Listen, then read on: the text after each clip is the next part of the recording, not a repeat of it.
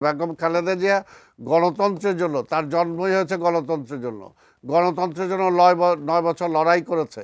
আবার সেই গণতন্ত্র চলে যাওয়ার পরে এখন পর্যন্ত তিনি লড়াই করতেছেন, কিন্তু মাঠ ছেড়ে যান নাই। তার নেতৃত্ব মাঠ ছেড়ে ভাগে গেছে, পালায়ে গেছে। আবার তারা এইভাবে কথা বলে কিভাবে? তাদের তো এটা বলাই উচিত না। সংকটে সংগ্রামে সবসময় বেগম খালেদা জিয়া ছিল, তারেক রহমান আছে, বিএনপিও আছে।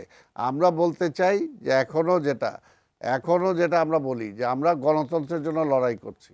এখনও আমরা যেটা চাই, দেশে উদ্ভূত একটা খারাপ পরিস্থিতির দিকে যাক, যেটা আমরা চাই না। আর আওয়ামী লীগ কি? আওয়ামী লীগ ক্ষমতায় থাকলে বাঘ, আর ক্ষমতার বাইরে গেলে ইঁদুরও পাওয়া যায় না এখন খুঁজা। তো কোথায় আওয়ামী লীগ? তাই না? তো এই জন্যই বললাম যে তারা তো কথাই বলা উচিত না। আগে নিজেদেরটা ওইসব ক্ষমতায় থাকা পুলিশ আর র্যাব দিয়ে করছে, তারা কিছু করছে? আর পুলিশ র্যাব সামনে, পুলিশ র্যাব নিয়ে নিজেরা মস্তানি করছে।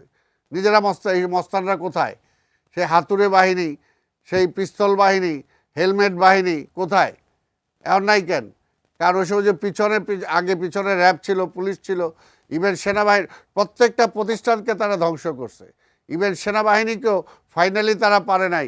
এই 5ই আগস্টে সেনাবাহিনীর আজকের আমি অবশ্যই ধন্যবাদ জানাই যে তাদের সেই সময় এই হাসিনা চেষ্টা করছিল তাদেরকেও খুনি বানাইতে, কিন্তু তারা সেই সময় সেটা প্রতিবাদ করছে, প্রতিরোধ করছে। পুলিশ বা অন্যান্য বাহিনী যে সমস্ত অন্যায় করছে তার বিরুদ্ধে সেনাবাহিনী রুইখা দাঁড়াইছে। মাঠের অলরাউন্ডার আমি, আর ঘরের all rounder Tilex. Tilex toilet cleaner, clean মানেই টাইলক্স। এবং সেই কারণেই নাইলে তো শেখ হাসিনা চাইছিলই আরও কয়েক হাজার যেমন শাপলা চত্বরে মারছে, যেমনি আমাদের বাংলাদেশে বিভিন্ন জায়গায় বিএনপির নেতা কর্মীদের মারছে। চৌধুরী আলম ইলিয়াসের আমরা এখনও খুঁজে পাই নাই।